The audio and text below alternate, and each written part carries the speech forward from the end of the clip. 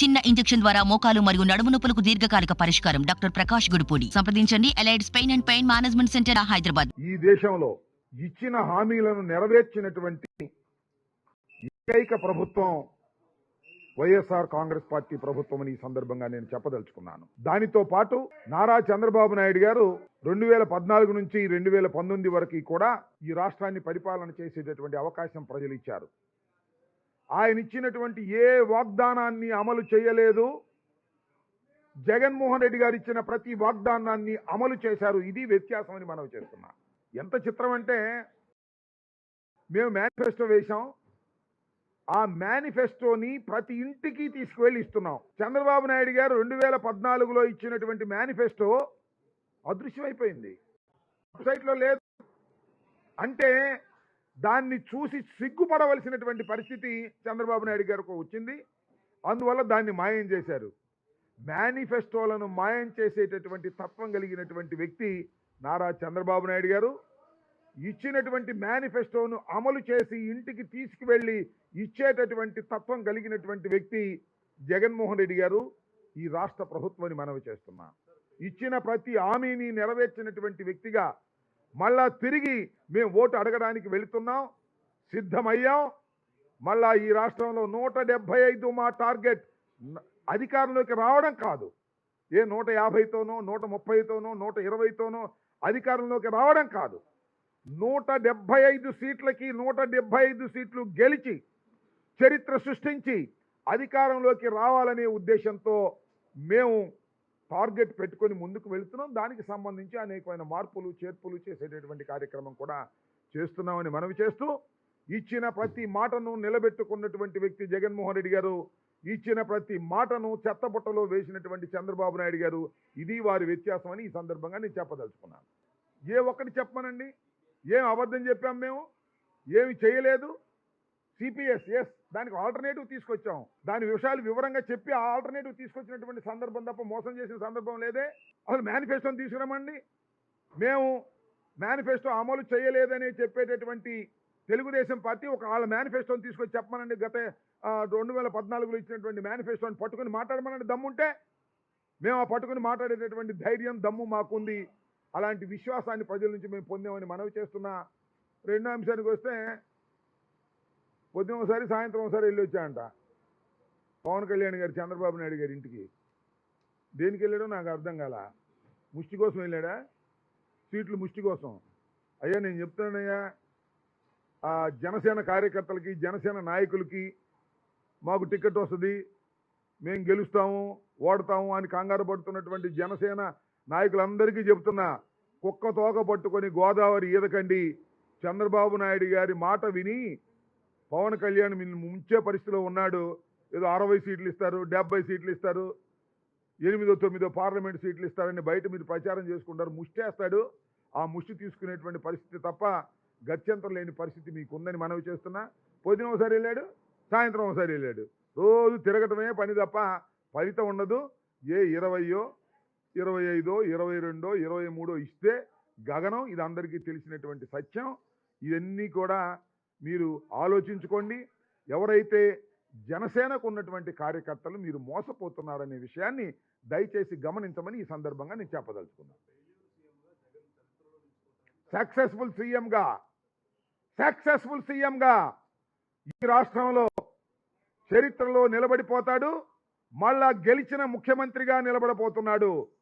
Doctor YS Rajasekhara Reddy గారు రెండవసారి ఏ విధంగా నిలబడ్డాడో ఆ విధంగా ఎన్ని పద్మ వ్యూహాలు వేసినా, ఎందరు కలిసినా, ఎన్ని కుట్రలు చేసినా, ఎన్ని చీనికలు చేసినా చరిత్రలో నిలబడేటటువంటి విజయాన్ని జగన్మోహన్ రెడ్డి చూపించబోతున్నాడు రాష్ట్ర ప్రజానీకానికి. రాష్ట్ర ప్రజలు కూడా స్వచ్ఛందంగా ఓట్లు వేయడానికి సిద్ధంగా ఉన్నారు. చేసినటువంటి పనులను చూసిన తర్వాత ఏదో మాట్లాడుతూ ఉంటారు. తెలుగుదేశం వాళ్ళు, జనసేన వాళ్ళు ఇంతవరకు వాళ్ళు సిద్ధమే కాల, భేటీల్లోనే ఉన్నారు. మేము సిద్ధమయ్యాం, ముందుకు దూసుకుపోతున్నాం. వాళ్ళు ఇంకా సీట్లు నోట్లు లెక్కేసుకునే పరిస్థితిలోనే ఉన్నారు. రా కదలరా అంటున్నారు కనపడ్డోళ్ళల్లా. ఎవడో కదలొచ్చే పరిస్థితి లేదు. అందువల్ల జాయింట్గా మీటింగులు పెడతారంట. జాయింట్గా మీటింగులు పెడితే పవన్ కళ్యాణ్ గారి సినిమా యాక్టర్ని చూడటానికి వచ్చిన వాళ్ళందరికీ ఉపన్యాసం చెబుతారంట. ఆ మధ్యన లోకేష్ ఏదో పాదయాత్ర పూర్తి చేస్తే అప్పుడు తీసుకెళ్లారు కదా పవన్ కళ్యాణ్, అలా తీసుకెళ్లి జనాన్ని పోగు చేసుకోవాలనేటువంటి ప్రయత్నం చేస్తున్నారు. చిత్రం ఏంటంటే ఈ మధ్యన ఏమండి ఆయన పేరేంటి లోకేష్ కనపట్లేదుగా, దాచేసినట్టున్నారు, చెప్పినట్టున్నారు ఆయన బయటికి పెడితే మీరు అవుట్ అని. దాచేసిన అవుటే, బయటికి పెట్టిన అవుటే, ఇది వాస్తవం. కొన్నాళ్ళు లోకేష్ బాబుని పాదయాత్ర చేసిన వీడని చెప్పినోడు చూడని చెప్పినోడిని తీసుకెళ్లి పక్కన పెట్టేటువంటి పరిస్థితి తీసుకొచ్చారు. మిమ్మల్నే పక్కన పెట్టబోతున్నారు ఈ రాష్ట్ర ప్రజానీకం. మీరు కూటమి కట్టినా పొత్తులు పెట్టుకున్నా ఏమి చేసినా మిమ్మల్ని పక్కకు పెట్టే పరిస్థితి ఉంటుందని గుర్తుపెట్టుకోమని మనవి చేస్తున్నాం. ఎవరైనా మా పార్టీ చేరితే చేరతాడు. టికెట్ వద్దే, టికెట్ ఇవ్వనన్న వాళ్ళందరూ వెళ్ళి అక్కడ చేరుతుంటారు బఫూన్లు. ఇక్కడ టికెట్ లేదని చెప్పిన తర్వాత బఫూన్ బాలశౌరి వెళ్ళి అటు చేరాడు, అంతే కదా. కొద్దిగా ఓవర్గా మాట్లాడాడు, ఓవర్ యాక్షన్ చేస్తే తప్ప అక్కడ గుర్తించరు అనుకుంటున్నారు అనుకుంటా. వెళ్ళి చాలా ప్రగల్భాలు పలికాడు, చాలా ఓవర్ యాక్షన్ చేశాడు. పవన్ కళ్యాణ్ అన్న అంట ఏంది ఇంత ఓవర్ యాక్షన్ చేస్తున్నాడు, మొన్నటిదాకా అక్కడ ఉండి వీడిని నమ్మొచ్చా అని. అది పరిస్థితి ఉంది.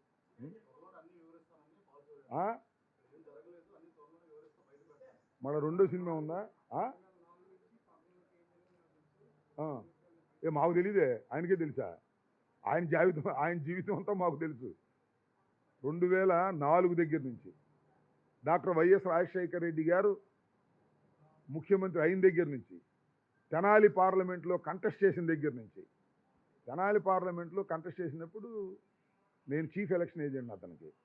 అతను పుట్టుక దగ్గర నుంచి ఇవాళ వరకు అన్నీ తెలుసు. చెప్పమని దమ్ముంటే ఏం చెప్తాడు ఆ బాలశౌరిని?